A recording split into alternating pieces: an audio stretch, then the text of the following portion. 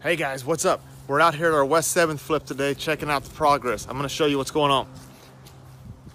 So we've been prepping it for exterior paint. We've been replacing a lot of the siding and got it primed.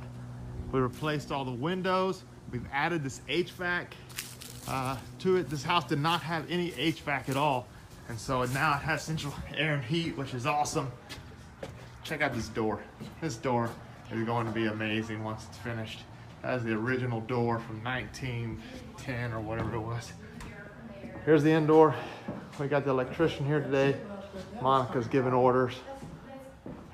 Framing's about done. And I'm gonna show you this duct work and HVAC we added. Pretty awesome.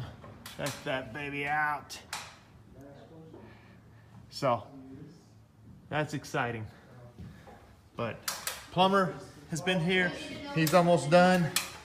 We just got to pass inspection and then we'll be ready for sheetrock. It's slow going because we've been on this other flip, but we're making progress.